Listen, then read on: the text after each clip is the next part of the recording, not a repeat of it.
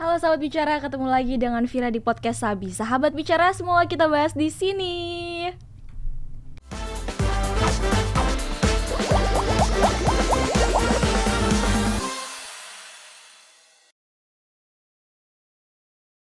Selamat tahun baru sahabat bicara, memasuki tahun 2023. Banyak ide-ide kreatif juga, tentunya banyak semacam kayak resolusi gitu ya sahabat bicara yang ingin dilaksanakan di tahun baru ini. Bicara tentang kreatif terus juga tidak jauh dari digital ya, karena semakin modern tentunya. Dan di sini Vira sudah bersama narasumber yang pakarnya, ahlinya di sini sudah ada Katiar. Halo. Selamat datang di podcast Sabi, Katiar. Sama-sama. Thank you banget udah diundang. Ya, terima kasih. Tapi kayak agak berat deh kalau gue dibilang pakar kayaknya. Apa ya, ahlinya lah ya Kak, yang menggeluti dunianya lah gitu ya. Gue suka aja sih. Oke, gemar gitu ya Kak.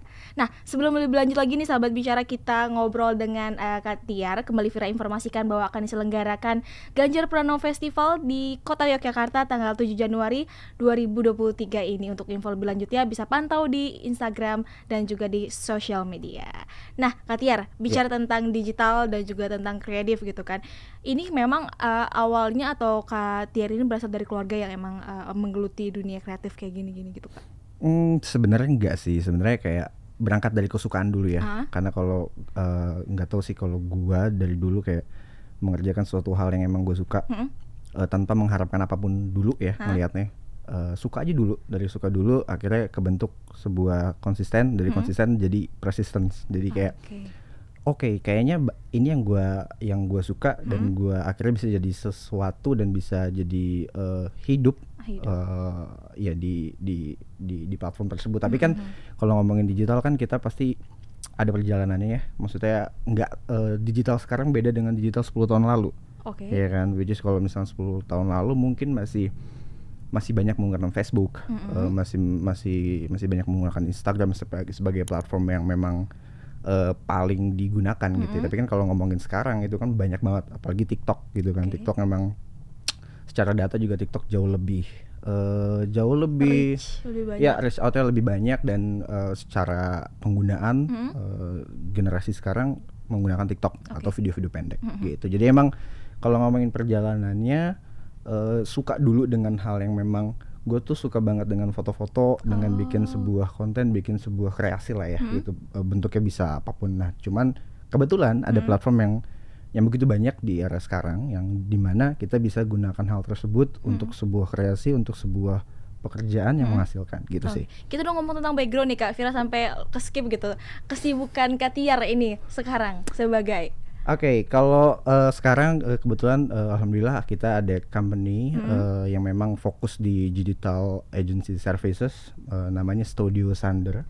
Teman-teman mungkin bisa follow atau lihat di Instagram Studio Sander, di mana itu sebenarnya kita mengelola semua aset-aset klien-klien kita, baik itu dari aset digitalnya terutama pastinya, dari mulai Facebook, Twitter, Instagram, memang balik lagi sesuai kebutuhannya gitu. Jadi mana perusahaan kita itu mengelola dari aset-aset tersebut. Gitu. Aset digital tuh apa sih Kak? Apa aja yang bisa menjadi bagian dari aset digital? Apakah caption atau postingan atau apa gitu Kak? Kalau ngomongin aset digital tuh kan memang cukup luas ya. Kalau ngomong keperluan digital deh gitu, dimana ada sebuah ide, ada sebuah eksekusi, ada sebuah editing, ada sebuah pintu terakhirnya adalah posting gitu. Dimana yang tadi aku bilang, perusahaan kita ini mengelola si aset-aset tersebut, dimana ada klien yang membutuhkan, gue mau bikin sebuah campaign ini dong, gue mau bikinin konten dong untuk di sosial media toko gue, misalkan sesimpel itu. Gue akan bertanya pasti, kebutuhannya apa dulu, needs lo apa, apakah mau viral, apakah mau eksistensi, apakah mau membentuk sebuah branding perusahaan lo yang sudah lo rencanakan. Karena semua tuh punya cara dan tips yang beda-beda. Kalau misalkan lo mau viral, ya kita punya arahkannya. Viral tuh kan sebenarnya bisa dikreasikan.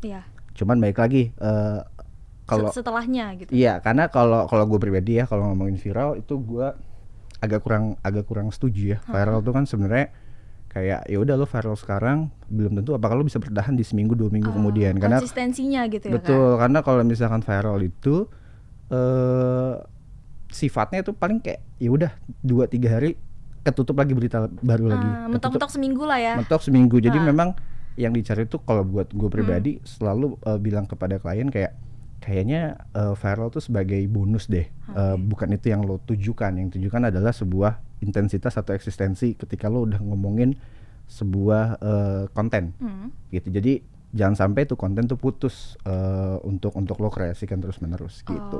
Oke. Jadi ini apakah sejalan dengan kuliah kakak atau ada background khusus gitu, atau ini otodidak aja emang suka dari kecil gitu? Kalau misalkan kuliah sih ya komunikasi ya standar. Cuman kalau misalkan dibilang suka, balik lagi ya, karena dari dulu tuh gue tuh suka banget, nggak tahu kalau di acara keluarga deh ya gitu, dari kalau misalnya keluarga gue paling kecil SD gitu ya, gue tuh suka moto-motoin mereka tuh, atau enggak gue kayak bikin ngomong video ini dong untuk aku bikinin videonya gitu. Seksi dokumentasi keluarga. Iya, jadi seneng aja kan hal itu, dan ternyata di sekarang gitu ya, oke, gue bisa melakukan hal itu dan itu menjadi sebuah soft skill yang iya, kepake. betul, yang kepake di masa sekarang gitu sih. Oke, akhirnya ketemu sama teman-teman, atau tadi bicara tentang aset digital ya Kak. Untuk ngelola aset digital tuh perlu berapa entah skill atau perlu berapa human, perlu berapa people untuk Oke.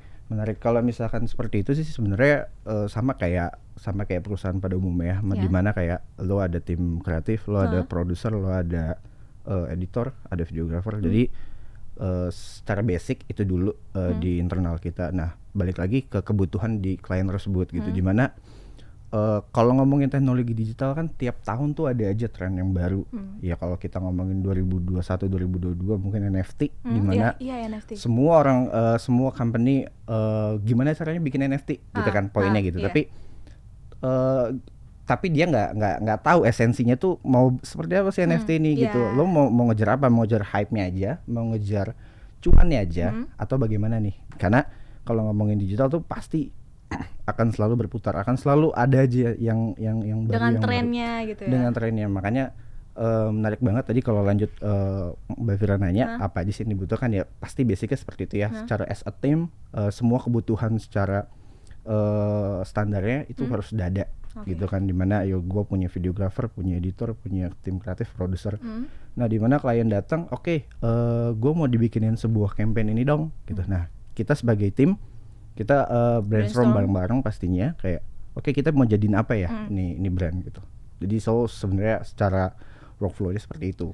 Ada nggak sih Kak satu campaign atau satu project yang paling tricky atau yang paling memorable gitu yang Kakak kerjain bareng-bareng sama tim? Ada, tapi gue nggak nyebut brandnya ya. Oke. Ada itu di tahun 2020, tapi sebenarnya itu jauh sebelum pandemi. Jauh sebelum pandemi, dan secara perusahaan Studio Center belum berdiri. Tapi secara gue personal, gue emang salah satu yang menginisiasi si campaign tersebut, dimana itu sampai ada di mana kita itu bikin konten. Akan tayang minggu depan. Kita udah bisa tahu konten apa nih Kak? Kontennya hiburan. Video atau video? Video konten yang kita upload di YouTube. Yang kita upload di YouTube. Kita sampai punya bukan sombong ya, cuman kayak profesional. Lucu-lucuan aja, kayak ngelihat tren masyarakat yang seperti ini suka dengan hal ini. Lebih ke situ poinnya. Jadi kayak video ini tayang minimal trending 2. Trending 2 minimal. Ternyata trending 1. Wow. Itu kita lakukan secara konsep dan secara bumbunya itu sama. Kita lakukan selama sebulan. Dalam sebulan itu kita posting 4 video. 4-4nya trending 1. Oke. Tapi ya sebenarnya secara karena kita tahu sebenarnya, karena kita tahu lebih ke kita tahu market kita mau kemana. Kita suguhkan konten yang seperti apa. Ya itu yang dimakan. Riset ya, pastinya, yang banyak tuh pastinya ya, karena yang tadi gue bilang viral itu sebenarnya bisa diciptakan, trending itu bisa diciptakan, tapi kita harus tahu market kita tuh di mana.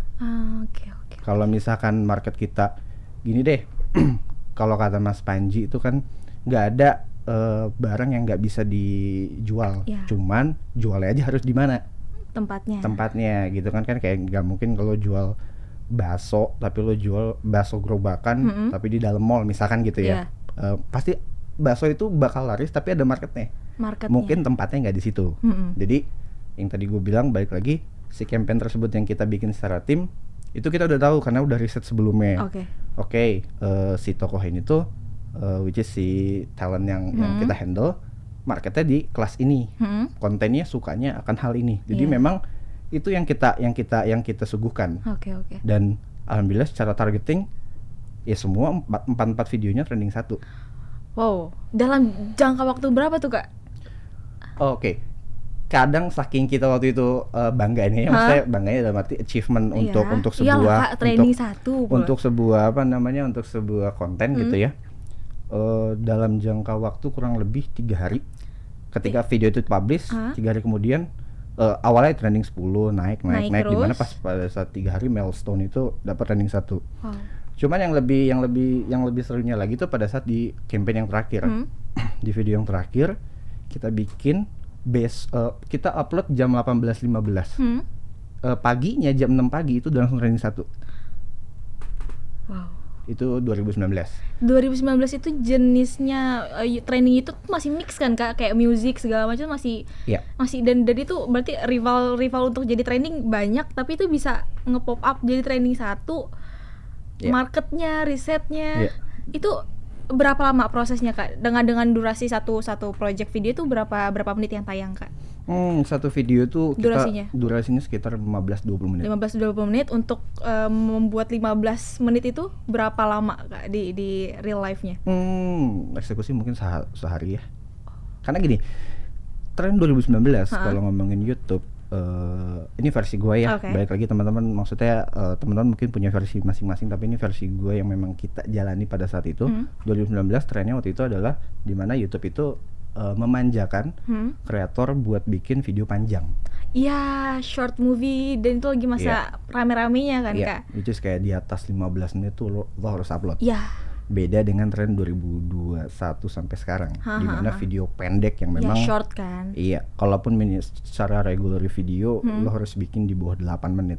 Memang sudah ada bukan regulasi, cuman lebih tepatnya kayak YouTube akan lebih cari tempat untuk kreator bikin secara durasi seperti itu. Ya, makanya tiap tahun pasti secara trennya beda-beda gitu. Jadi yang kita lakukan pada saat itu di 2019 kita coba kita lakukan gitu, dan ternyata it works gitu. Okay. Dengan tentunya ya riset yang tadi ya sebelum kita bikin. Penonton kita tuh dalam arti ya si talentku yang aku handle waktu itu sukanya hal-hal ini gitu. Kita bikin konten yang kayak gini deh gitu. Dengan tapi ya secara riset kita coba lakukan, terus juga secara judul juga harus powerful, thumbnail juga harus powerful juga. Jadi memang benar-benar semua kita pikirin. Itu tahun 2019 sekarang memasuki 2023 dan 2022 itu sempat kayak sesepuh dalam tanda kutip sesepuh YouTuber tuh kayak Cak Daliau mulai mengeluhkan adanya YouTube short, tapi di sisi lain juga ini menjadi challenging gitu. Kak Tiar sendiri menanggapinya gimana dengan dengan regulasi nggak tuh, kayak dengan persyaratan atau ketentuan YouTube dengan sosial media yang sekarang gini gitu Kak, banyak perubahannya, kayak di Instagram juga shortnya sekarang story-nya yang tadinya 15 detik jadi 60 bisa 60 detik. Apakah itu kemudian memudahkan para content creator pada akhirnya gitu Kak? Ini balik lagi ya, ini versi gua. Kalau versi gua sih, kalau gua ngelihatnya lebih ke semua tuh, mau itu platform YouTube ataupun Instagram ya, kita ngomongin ya, semua pasti berpacu pada TikTok. Oh gitu Kak? Iya, that's why kenapa semua itu diubah secara gameplaynya, di mana TikTok yang coba menginisiasikan video-video pendek. Kalau misalkan Mbak Fira ingat, mungkin Instagram mana ada tuh dulu fitur video. Iya sih. Fitur video secara video pendek ya. Apalagi sekarang tiba-tiba ada Reels, terus juga karena kan sebelumnya Instagram pernah ngeluarin itu Instagram TV. Iya, sekarang udah nggak ada. Sekarang udah nggak ada, semua karena Instagram TV itu sifatnya tadinya mau mencoba bukan menggeser, cuma mau coba positioningnya sama dengan YouTube, gitu, dimana lo bisa ngupload durasi panjang, tapi dengan aplikasi yang terpisah dengan Instagramnya, platformnya gitu kan. Ternyata kayaknya kurang minat ya. Nah, dimana saat itu TikTok lagi gila-gilaan banget bertumbuh. Sampai sekarang masih ngelit berarti TikTok kan? Iya, secara data mungkin teman-teman bisa lihat juga ya, TikTok masih number one platform secara penggunaannya. Nah, balik lagi juga kalau ini tambahan mungkin ya, balik lagi kalau menurut gua kita tuh beruntung ada di Indonesia, di mana masyarakat kita begitu banyak, oke, banyaklah market masanya. Betul, kita 17.000 pulau, oke, di mana hampir semua dari Sabang sampai Merauke minimal pasti punya gadget, oke, minimal pasti melek sosial media, gitu, apalagi generasi Z yang sekarang gitu kan. Kita diuntungkan dari segi populasi.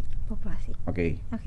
Karena gue ada teman juga di beberapa di Singapura lah ya, kita coba. Singapura populasinya dikit, oke. 100.000 followers sosial media di Singapura itu gede.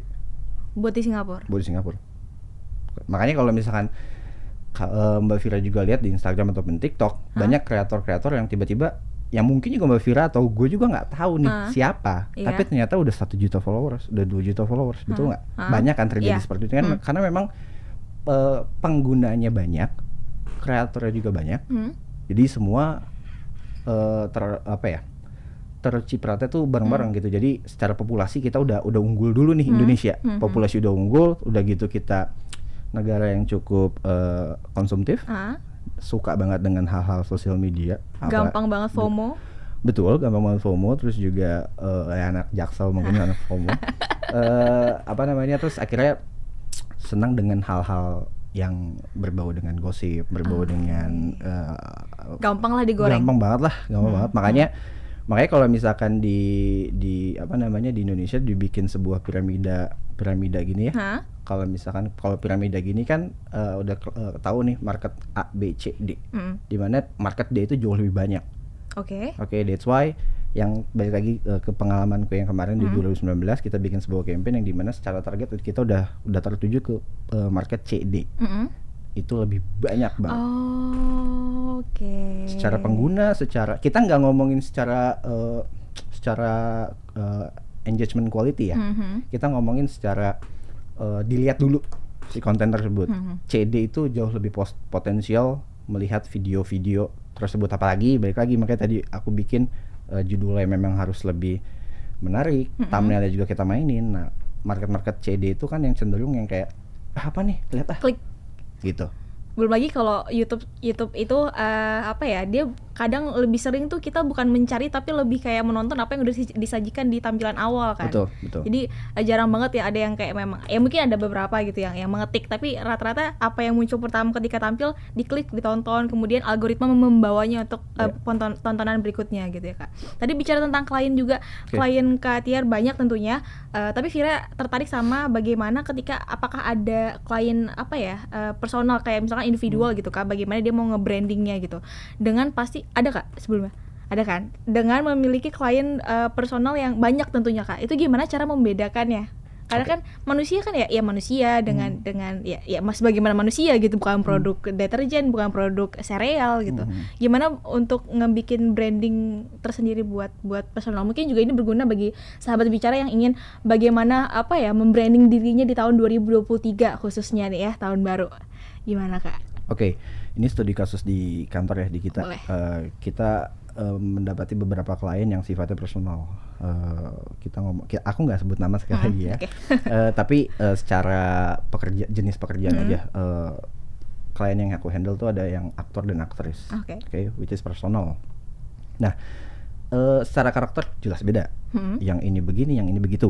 Nah, aku selalu pasti ajak ngobrol dulu ke masing-masing klien ini. Lo maunya seperti apa? Lo maunya bagaimana tampilan di sosial media, feeds dan lain-lainnya, tuningnya mau kayak apa sih? Gitu kan. Nah, memang masing-masing mereka tuh juga udah punya interestnya masing-masing, udah punya referensinya juga tentunya gitu. Karena pasti aku selalu bilang look up ke siapa nih kalau di sosial media? Roles modelsnya lah ya. Iya, roles modelsnya kayak apa sih, kayak gimana? Kita nggak coba niru tiplek, tapi lebih kepada supaya jadi bahan buat inspire kita. Aja. Iya, jadi bahan buat kita. Oh, lo interestnya kayak gini ya. Karena balik lagi sebenarnya kita tuh meyakinkan ke klien dengan tipe pekerjaan klien apapun ya, mau itu dia yang di industri entertainment ataupun juga wirausaha dan lain-lain. Kita tuh selalu menekankannya kita ini sebagai supporting. Oke. Balik lagi secara platform, secara usaha itu punya kalian, punya lu gitu. Dimana lu jauh lebih bisa mengendalikan itu gitu. Dan kita selalu punya prinsip kita fun, lu juga fun ya. Kita nggak mau kayak oke, kita udah siapin nih konten plan A, B, C dan D, tapi dari si klien itu nggak suka ngejalanin nih. Pernah Kak? So far sih kita selalu ajak ngomong ya, ajak ngobrol. Karena kita ngelihat kalau misalkan oke, sebulan ini lo dengan konten tipe ini kayaknya lo kurang suka ya. Analisisnya. Iya, kurang suka dalam arti kita kan bisa kelihatan ya, maksudnya dari sisi pada saat eksekusi syuting deh misalkan. Betul. Gitu kan. Syutingnya nggak mood dan yang lain itu pasti kelihatan kalau misalkan dia nggak interest. Ya pada akhirnya iya mas, kita kurang suka dengan yang tipe seperti ini. Oke, nggak apa-apa. Oke, kita coba ubah, kita coba apa sih, gali lebih dalam lagi apa sih yang dia suka, yang dia role model kan, yang kayak gimana gitu. Jadi pada akhirnya gitu sih. Pada akhirnya sebenarnya kita tuh senang banget sama diskusi ya, dimana kayak karena kita mencoba treatment kepada klien tuh bukan kayak ya lo klien gua, nggak kayak gitu banget. Jadi kita kayak ngobrol aja kayak oke, lo maunya seperti apa sih gitu kan, supaya sama-sama solvingnya bareng-bareng. Iya. Nah tadi bicara ini masih di 2019 kan kesuksesannya, dan memasuki 2020 pandemi gitu. Ada nggak sih Kak strugglingnya bareng teman-teman digital kreatif lainnya gitu, dan gimana akhirnya mensolvingin problem-problem itu? Karena kan 2020 pandemi tuh ada yang apa ya, ada yang down, tapi juga ada sektor bisnis yang akhirnya up gitu Kak, karena di rumah aja gitu. Nah, Kak Tiar sendiri gitu dengan bisnisnya di 2020 memasuki pandemi gimana Kak? Oke, di era pandemi waktu itu aku masih dengan partnership dengan pekerjaan sebelumnya as a partner. Jadi itu juga sangat-sangat di bidang apa itu Kak? Masih di industri digital juga tentunya. Itu kita coba gimana caranya ya kita harus tetap survive gitu kan, secara berkesenian gitu ya. Karena di 2020 itu kan kalau nggak salah pandemi masuk Maret ya. Maret. Yang maksudnya benar-benar di Indonesia. Di Indonesia yang benar-benar kayak ketuk palu, PPKM dan lain-lain lah. Ya, gitu Depok. Kan. Udah gitu sebelumnya jauh sebelum di bulan Januari Februari kita tuh dapat kontrak dari sebuah brand di mana kita ada tour. Karena waktu itu partnership aku sebagai musisi. Kita ada kontrak tour itu sekitar 30 kota. Sampai akhir tahun. Di 2020. Di mana tour yang memang sifatnya off air ya. Sifatnya ketemu orang banyak gitu. Datanglah pandemi jeder. Cancel semua. Awalnya postpone atau langsung cancel? Postpone dulu. Yang nggak tahu sampai kayak kita mikirnya kan namanya pandemi ya. Pada itu kan nggak tahu kan, nggak ya kalau ngomongin kita sakit flu, paling seminggu 2 minggu dah beres gitu. Ini kan pandemi, apalagi virus baru melibatkan orang banyak, kita nggak tahu nih sampai kapan nih gitu kan. Ternyata kita tunggu sebulan 2 bulan, paling bulan depan deh. Kayaknya habis lebaran mungkin gitu kan. Kok lama ya gitu kan, kok lama. Nah akhirnya kita sama tim pada saat itu bikin sebuah YouTube channel dari nol. Dimana tapi apa ya kontennya ya gitu kan, karena benar-benar orang tuh pada saat itu tuh fokus ke dirinya masing-masing aja ya. Gimana how to survive aja. Gitu kan, di rumah aja dan lain-lain gitu kan. Cuman kita sebagai yang bergerak di industri kreatif gimana caranya untuk tetap survive gitu kan. Sampai akhirnya kita ada inisiasi, kita bikin sebuah kontennya konten apa nih gitu kan, karena jangan sampai kontennya memang yang sudah lumayan banyak dikreasikan gitu kan. Pada akhirnya kita bikin sebuah konten musik, kita bikin amplak musik. Waktu itu kondisinya adalah mungkin teman-teman juga mungkin sempet tahu ya, lagi rame musisi-musisi cover yang memang disikat sama penciptanya, sama label dan lain-lain gitu ya, terkait copyright gitu pada saat itu. Nah cuman kita gimana caranya mau musik tapi nggak cover lagu gitu loh, nggak cover lagu as a personal gitu kan. Terus jadi akhirnya kita menginisiasinya, kita bikin sebuah konten musik, spesifik musik, tapi nggak cuman main musik aja, tapi ada talk show-nya juga. Nah tapi musik tersebut kebetulan pada saat itu talent yang aku handle adalah seorang musisi yang vokalis gitu ya, maksudnya punya talenta suara yang bagus. Yaudah kita coba inisiasi, daripada lu cover lagu, kita undang aja si musisi-musisinya buat main di sini. Beres dong. kalian main ke jauh konten dari kita, masalah copyright. betul, kalian main ke konten kita, yang main juga yang musisinya langsung kolaborasi dengan kita. Win-win solution gitu kan. Oke, akhirnya kita coba jalanin tuh dari nothing tulus aja, dari teman-teman dulu yang kita undang gitu kan. 2020 bulan Mei, subscriber masih 0, sampai di akhir tahun itu kita nyentuh subscriber di angka 550.000. Wow, dalam nggak nyampe setahun itu Kak? Nyampe. Cuma berapa bulan? Iya, sekitar 6 bulan. Iya, 6 bulanan. 7 bulan. Nah, kita coba riset juga kan, kenapa ini bisa kayak gini gitu kan. Jadi ternyata, tapi memang balik lagi ya pada saat itu, secara in konten, memang kita spesifik. Spesifiknya dalam arti musisi yang kita undang adalah musisi yang tumbuh di era 2000-an, di era 90 2000-an. Oh, marketnya. Iya. Dan memang mungkin kayak dulu zaman MTV, zaman musik-musik pagi gitu ya, musisi-musisi tersebut yang kita undang. Karena gini, kenapa ya inisiasi itu datang kita coba tawarin? Karena adalah acara-acara musik pagi di TV kan udah nggak ada ya di era tahun segitu, tahun pandemi, apalagi pandemi gitu kan, udah nggak ada lagi, udah nggak ada acara musik di TV, hampir udah nggak ada. Kalaupun ada juga yang ya udah gitu, cuma nggak ada interestnya. Iya, dimana acara musik ya, kita coba brainstorm bareng-bareng, akhirnya ya udah spesifik deh, era 90 2000-an, musisi yang era ditumbuh tersebut kebanyakan itu nggak pada nongol nih di sosial media. Iya. Betul dong. Tergerus sama digital. Iya, betul. Tapi karena marketnya tuh sebenarnya masih ada. Marketnya tuh sekarang yang udah bertumbuh tuh yang udah punya duit, dalam arti gitu. Udah dewasa lah ya. Nah, akhirnya si racikan itu kita coba olah tuh. Musisi tersebut kita undang dan alhamdulillah sangat-sangat welcome, karena mungkin juga pertama ya namanya jiwa seni ya, maksudnya biasa ketemu orang banyak, terus biasa menghibur, sekian bulan berhenti itu kayak aduh kita nggak ngapa-ngapain nih gitu kan. Akhirnya kita invite teman-teman, akhirnya ya bertumbuh deh tuh sekian episode, kalau nggak salah berapa episode itu ya, kita sampai akhir tahun tuh 30 sampai 35 episode deh. Jadi ya kurang lebih 35 musisi yang kita undang pada saat itu.